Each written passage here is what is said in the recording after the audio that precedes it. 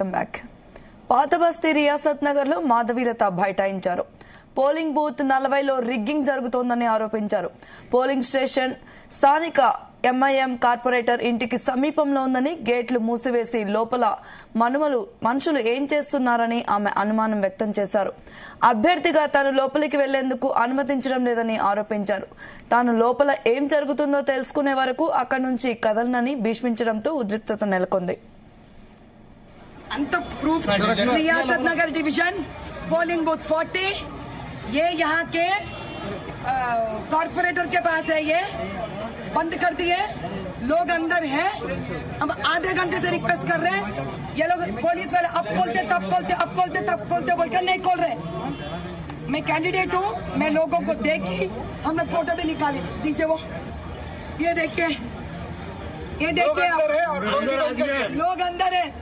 ये डोर बंद हुआ तो इसकी होल से देखो बंद है, हम लोग ये होल से निकाले और पुलिस बोल रहे यहाँ पे लोग नहीं है। ये है यहाँ का डेमोक्रेसी। मैं फिर से दिखाती, देखिए मैडम ఆయన ఫోటో తీసి ఆయన ఫోటో తీసి పేపర్స్ ఎక్స్చేంజ్ చేసిన ఆయననే. इतना रिगिंग, अभी रिगिंग चल रहा अंदर, हम लोग यहाँ से नहीं उठेंगे। ఇక ఇదే అంశం మీద మరిన్ని వివరాలు మా ప్రతినిధి రవితేజ అందిస్తారు. రవితేజ, అడుగడుగున అవే అడ్డంకులు, అవే ఇబ్బందులు.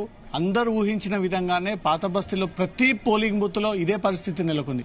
ఉదయం నుంచి కూడా బీజేపీ అభ్యర్థి మాధవీలత ప్రతి పోలింగ్ స్టేషన్ కి తిరుగుతూ అక్కడ పరిస్థితిని సమీక్షిస్తూ ఎప్పటికప్పుడు ఎన్నికల సంఘానికి ఆ సమాచారాన్ని కూడా చేరువేస్తుంది. చివరిగా అరగంట ముందు 6 గంటల లోపు ఈ పోలింగ్ ముగియబోతోంది అంటూ కూడా రియాసత్ నగర్, ఏదైతే సంతోష్ నగర్ పోలీస్ స్టేషన్ పరిధిలోని Riyasat Nagar polling booth number 40లో అరగంటకు ముందుగానే గేట్లు మూసివేసి అక్కడ ఎంఐఎం పార్టీకి చెందినటువంటి ఏజెంట్స్ అక్కడికి చేరుకొని ఓటర్లంతా కూడా పంపించి వాళ్లే దొంగ ఓట్లు నమోదు చేస్తా ఉన్నారంటూ కూడా పక్కగా మాధవీలతకు ఇన్ఫర్మేషన్ రావడము, మాధవీలత అండ్ టీం మెంబర్స్ అందరు కలిసి కూడా రియాసత్ నగర్ పోలింగ్ బూత్ 40 దగ్గరికి వెళ్లేసరికి కూడా నిజంగానే గేట్లు మూసున్నాయి. 6 గంటల తర్వాత గేట్లు మూసి ఉండాలి.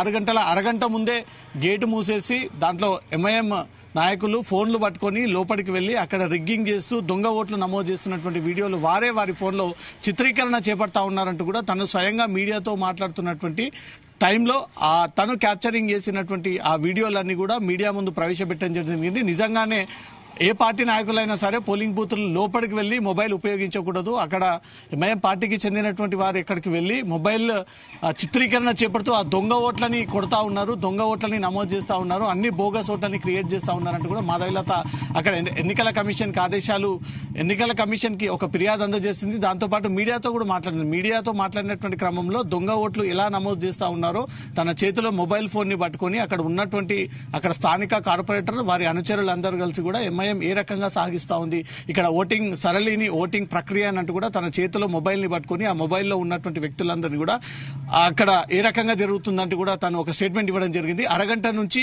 ఆ గేట్ దగ్గర నిలబడి నేను లోపల ఏం జరుగుతుంది, ఒక బాధ్యతగా నేను లోపలికి వెళ్లి చూడాల్సినటువంటి బీజేపీ అభ్యర్థిని ఎందుకు నన్ను లోపలికి అనుమతించట్లేదు, అరగంట పాటు గేట్లు ఎందుకు మూసారు, పోలీసులు తెరుస్తాము వెయిట్ చేయండి, ఓపిక పట్టండి అని చెప్పి నన్ను కాంప్రమైజ్ చేసి ఆపేటువంటి ప్రయత్నాలు ఎందుకు జరుపుతా ఉన్నారు, ఎప్పటి నుంచి రిగ్గింగ్ జరుగుతా ఉంది, ఎప్పటి నుంచి దొంగ ఓట్లు నమోదు అవుతా ఉన్నాయి, మాకు ఇన్ఫర్మేషన్ వచ్చి గంట అయింది, గంట తర్వాత ఇక్కడ చేరుకునే వరకు కూడా పోలింగ్ కంటే అరగంట ముందే గేట్లు మూసేసి ఈ దొంగ ఓట్లని నమోదు చేస్తా ఉన్నారు ఎంఐఎం పార్టీ నాయకులు అంటూ కూడా పెద్ద మొత్తంలో ఆవేదన వ్యక్తం చేస్తూ ఉంది. అనేక అభ్యంతరాలు వ్యక్తం చేస్తూ ఉంది. ఎన్నికల కమిషన్ అధికారులు, స్థానిక పోలీసులు, సెంట్రల్ ఫోర్స్ అంతా కూడా ప్రస్తుతం రియాసత్ నగర్ ప్రాంతానికి చేరుకోండి, ఇక్కడికి రండి, బీజేపీ కార్యకర్తలంతా కూడా ఇక్కడ ఏం జరుగుతుంది అనేది కూడా కళ్లకు కట్టినట్టుగా నేనే వీడియోలు క్యాప్చర్ చేశాను. ఆ వీడియోలన్నీ కూడా ఎలక్షన్ కమిషన్ కి ఇస్తాను. ఉదయం నుంచి కూడా ఈ పోలింగ్ స్టేషన్ లో ఏం జరిగింది అని ఒక ఫుటేజ్ అంతా కూడా బయటికి తీయాలి. లాస్ట్ 2 గంటలుగా ఈ పోలింగ్ స్టేషన్ గేట్లు ఎందుకు బంద్ చేశారు, ఎవరి ఆదేశాల మేరకు బంద్ చేశారు, ఎందుకు ఇంకా లోపల ఎంఐఎం పార్టీకి చెందినటువంటి వ్యక్తులు ఉన్నారు, వారెందుకు ఓట్లు నమోదు చేస్తా ఉన్నారు, ఓటింగ్ ప్రక్రియ ముగియక ముందుకే గేట్లు మూసేయడము, ఎంఐఎం చెందినటువంటి వ్యక్తులు లోపల ఉండడము, ఓటర్లంతా కూడా అక్కడ లేకుండా అక్కడి నుంచి కూడా తరిమేయడము, ఇదంతా కూడా ఒక ప్లానింగ్ ప్రకారంగా జరుగుతూ ఉంది. దీనిపైన రివ్యూ చేయాలి. దీనిపైన జరిగినటువంటి ఉదయం నుంచి ఆ ఫుటేజ్ అంతా కూడా బయటికి తీయాలి. ఎన్ని ఓట్లు నమోదయ్యాయి, ఎంత శాతం నమోదయ్యాయి, ఏ ప్రాంతం నుంచి నమోదయ్యాయి, ఇప్పుడు లోపల జరుగుతున్నటువంటి పోలింగ్ కి సంబంధించి ఏ ఏరియా నుంచి వీళ్ళు వచ్చి నకిలీ ఓట్లని నమోదు చేస్తా ఉన్నారు, ఆ వివరాలన్నీ కూడా బయటికి తీయాలి. ఖచ్చితంగా అధికారులు వీడికి వచ్చేంత వరకు నేను ఇక్కడి నుంచి కూడా జరగను, లేవను, బీజేపీ కార్యకర్తలంతా ఇక్కడికి రండి అంటూ కూడా మాధవీలత పిలుపునిచ్చి అక్కడికి పిలిపిస్తున్నటువంటి పరిస్థితి నెలకొంది. ఇది రెండో ఇష్యూ.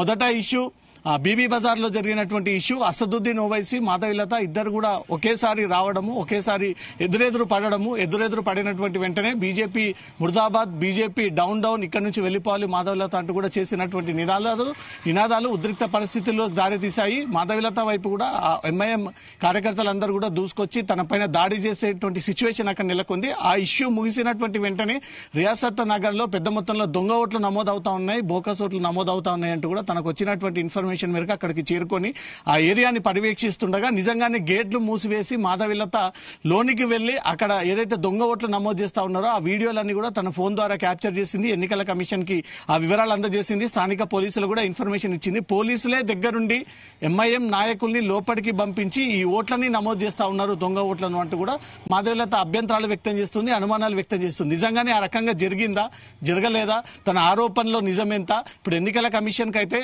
ఆ దొంగ ఓట్లు నమోదు చేసేటువంటి వీడియోని అయితే మాధవీలత వారికి అందజేసింది. దీనిపైన ఎన్నికల కమిషన్ ఎలా రియాక్ట్ అవుతుంది, దీనిపైన పోలీస్ కేసు ఏదైనా మాధవీలత నమోదు చేసేటువంటి ఆలోచనలో ఉందా, దీన్ని అసలు ఎన్నికల కమిషన్ పరిగణలోకి తీసుకుంటుందా, నిజంగానే మాధవీలత ఆరోపించినటువంటి విధంగానే అక్కడ దొంగ ఓట్లు నమోదు అవుతా ఉన్నాయన్న దానిపై మాత్రం ఎన్నికల కమిషన్ దీన్ని పర్యవేక్షించాల్సి ఉంటుంది. ఎంత పర్సంటేజ్ నమోదైందన్న ఒక వివరాలు కూడా ఎప్పటికప్పుడు ఎన్నికల కమిషన్ వివరాలు తెప్పించుకొని దాని ద్వారా ఏం జరిగింది ఆ పోలింగ్ బూత్లు అనే దానిపై కూడా బాధ్యతగా తెలియజేయాల్సినటువంటి హక్కు, బాధ్యత ఎన్నికల కమిషన్ పై ఉంది. కాబట్టి ఇప్పుడు మాధవీలత ప్రస్తుతం అక్కడే ఆందోళన కొనసాగిస్తా ఉంది, అక్కడే బైఠాయించింది, అక్కడే కార్యకర్తలతో నిలబడి నినాదాలు చేస్తా ఉంది.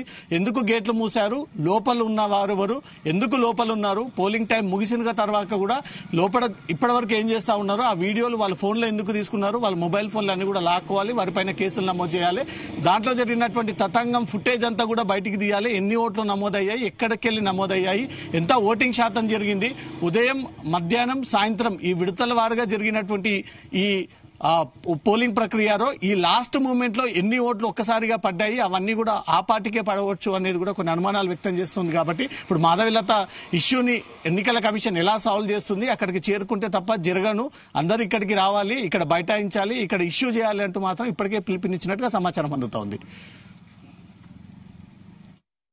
रियासत नगर పోలింగ్ నెంబర్ 40 చంద్రాన్ గుట్ట ఫోన్ చదవలేదు కదా, ఫోన్ సెట్ లోపలికి క్వశ్చన్ ఫోన్ సెట్ అలా చేసి లోపలికి ఫస్ట్ అంత ప్రూఫ్ ఉంది కదా నాన్న, ఇప్పుడు మనకి ఏంటి ఫోన్ అక్క లోపల ఫోన్స్ ఫోన్స్ కూడా సెట్ చేయండి.